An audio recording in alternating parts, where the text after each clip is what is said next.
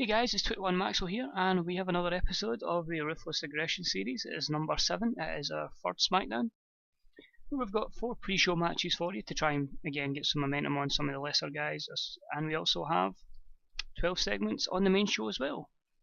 We are booking this episode from Metro Park Arena in the northwest area, which I'll just show you covers the Billings, Montana region, 10,000 people. If we can get close to sell it, I don't think we will since we got a poor crowd there the last time. But we'll see what happens. We'll kick on with the show and let's hope for another good episode. A Friday night SmackDown. So an extremely short match, since they complained about it last time. Chris Kanyon defeated Morishima in 5:04 by pinfall with the I'm Better Than You, 46D. So another match, Morishima's jobbing, but at the same time it's getting him some more exposure.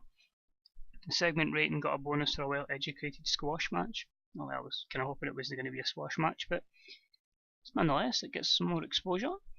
James Mitchell comes out and says he'd like to reveal his new client, Mohammed Hassan. Yep, I'm decided to debut him. I was really wanting to pick him up from developmental, so I thought, right, I'll run with this character as well. I just need to get a picture for him so it doesn't look like the 100% Italian that he is. He's originally Italian, obviously, I need to give him a more Arabic look. So out he comes and he joins his new manager in the ring. Only gets a 24E. James Mitchell debuts his occult gimmick, which only got 45. But it gets him onto, I was going to say gets him onto TV, it gets him in front of people. This few people now know who he is. We'll probably run him on pre-shows for a bit longer. In an extremely short match, Brian Kendrick defeated Mohammed Hassan in 4:47 by pinfall via the sliced bread number 2 following botched interference from James Mitchell. Kendrick just would not job out, so completely understandable. It gets an 11F rating. It's a good pairing between Hassan and Mitchell, which is good to see. James Mitchell did some good work at ringside. The crowd were totally turned off having a match between two jobbers. You've got to build them up somehow. And a match brought the crowd's mood down, no skill improvements, but hopefully it's going to take a while. Like, I don't expect them to debut the main roster till summer maybe, by the time we build them up anyway. So I'm happy with that. And then a final extremely short match. Shawn O'Haire defeated Zach Gowen in 3:23 by pinfall with a Senton Bomb, 12F plus. The crowd were turned off again by two jobbers, but I mean, there's only people they're going to go against, and it gives guys exposure. That's what we want here, exposure. And hopefully that, I don't think it has an impact in the final result, but I'm happy. It gets, the purpose is there. It gets the people that we want to put over, gets them some popularity. We build it up, they come onto the main show with momentum. You know what I mean? They get up the card quicker. We don't want them coming to the show, oh, you're facing such and such, and then you lose. You know, you want them straight on a winning streak, and you want them momentum, and other people happy to put them over. So that was the future. Now the now. John Bradshaw Layfield has a microphone, and he says he's very confident that he will win the upcoming match against Hardcore Holly. Only a 49D+, which is a shame because JBL has really good mic skills. Penalised for low momentum, and we've been done to a cold crowd and a poor gimmick. Shit. We're really struggling with the JBL character, but hopefully we will build up. That's one of my main priorities, to make sure we get the JBL character nailed. And then the match had some good action, but not much in the way of heat. JBL defeated Hardcore Holly in 10:36 by pinfall by using underhanded tactics. 53C-. It's not great, and it already shows the fall from grace from Hardcore Holly, going from that epic title match at the Rumble against Brock Lesnar to now losing to JBL. But that's the purpose, and that's what he's there for. Next up, an bout that had some solid in-ring action, but not much in the way of heat. The New Age Outlaws defeated the Basham Brothers in 7:07 when Billy Gunn defeated Doug Basham by pinfall with a Famouso. Doug Basham seemed off his game. I got a 51D+. The worrying thing is, before this show happened, I actually got two enemies coming up, and the Basham Brothers apparently don't like each other now. So I don't know if I'm going to keep it with a pairing between them, but I don't know if we'll say anything about the two of them not liking each other. Not bonus for the tag experience.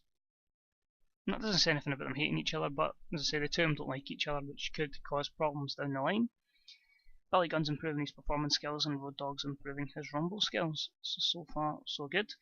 In a match that had some good action and average heat, Kane defeated Chavo Guerrero in 6:03 by the Tombstone, 63C, and for what it was worth, that is decent.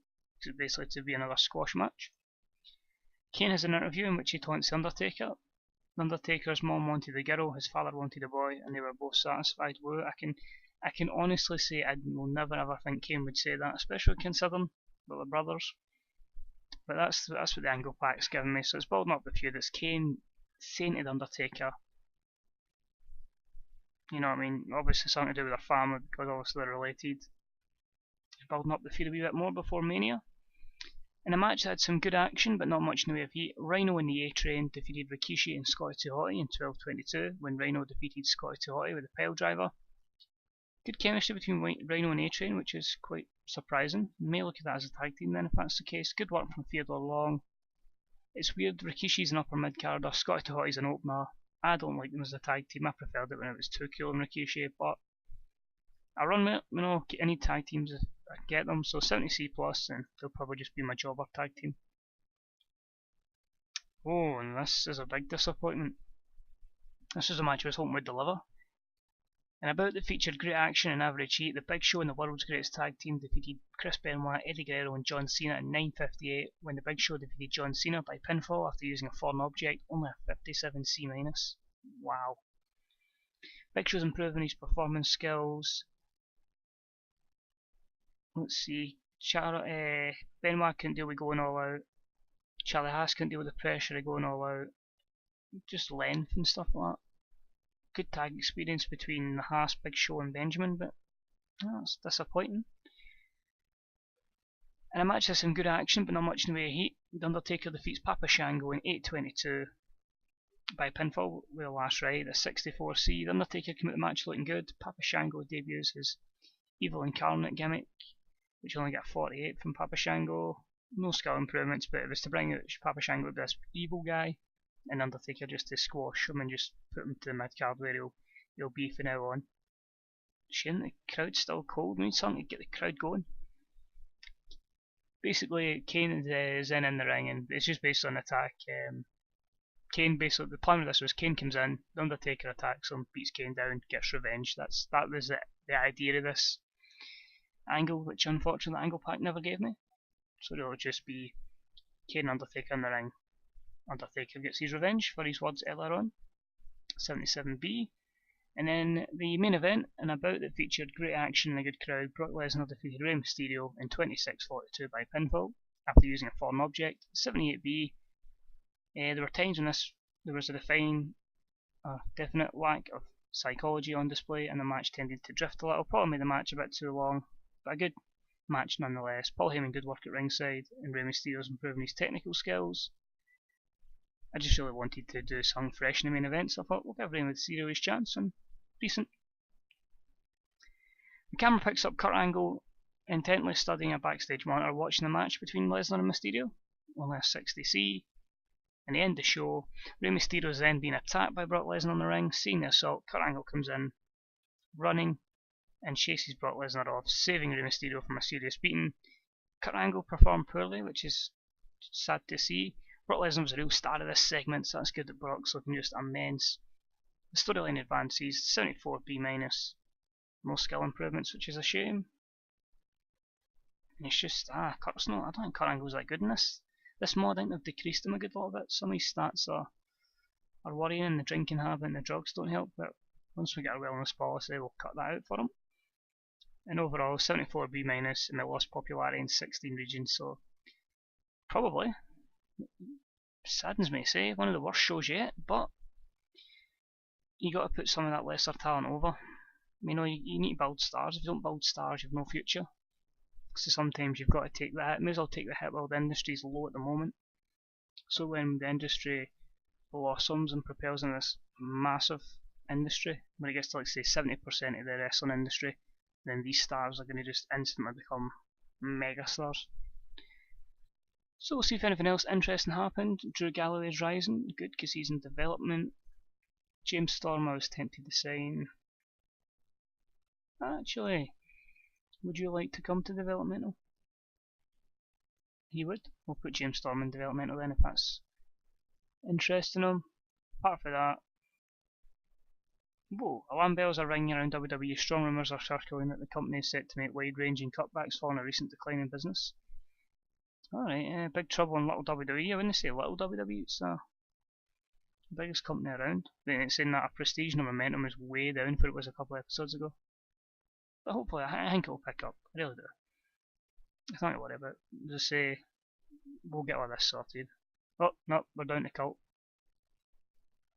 Oh, right, so I think that's what's happened. Our popularity's went down in so many recent, our important stories went down in so many places that we've went to less than national. Oh well, I wouldn't worry about it. I mean, it seems bad, but to be honest, it's just the way the industry is. I'm sure everybody else is struggling. So we're still a number one company by a mile. It's just a case of that's the way the industry is in America. It's probably different in Japan, hence how in the Japan and know what's going, but we'll be fine. But the main thing is, we have the money. We can buy whoever we want. We'll still be the biggest company, and don't make me do an opposite of Vince McMahon and take the company into the ground. Don't make me do a WCW.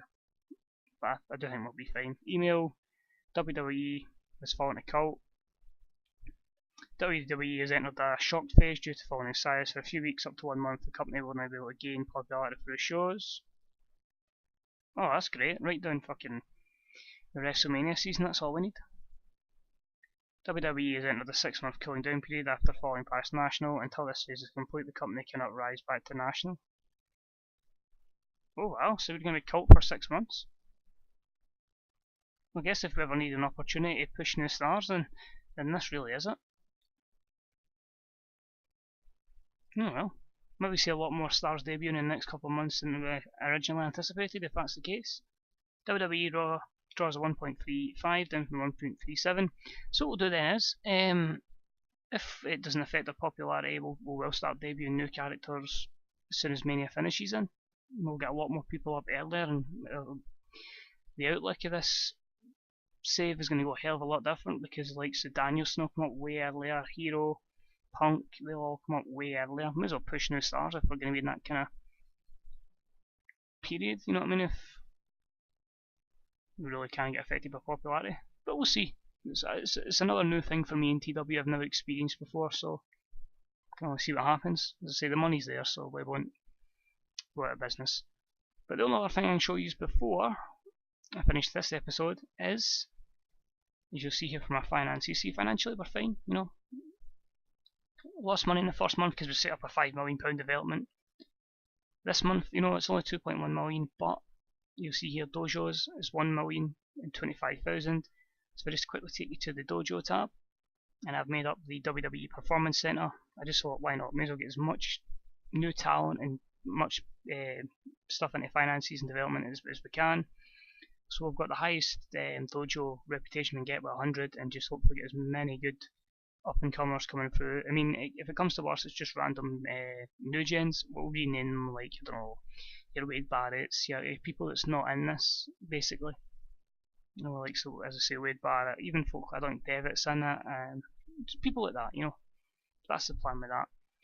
And obviously we'll raid the likes of OVW's Wrestling School, Kaintai Dojo, Heart Family, Dungeon. We'll raid all their places, but I think it'll be fine. It's just one of the things with us, where the industry's in a terrible state. As I say, guys, thank you for tuning in. Hopefully we will pick things up. I'd hate to see the save die after 3 months, but I think we'll be fine. Hopefully we get a really good WrestleMania, which is just a week and a bit away. So take it easy, guys. Hopefully see you for the next episode of Monday Night Raw. Farewell.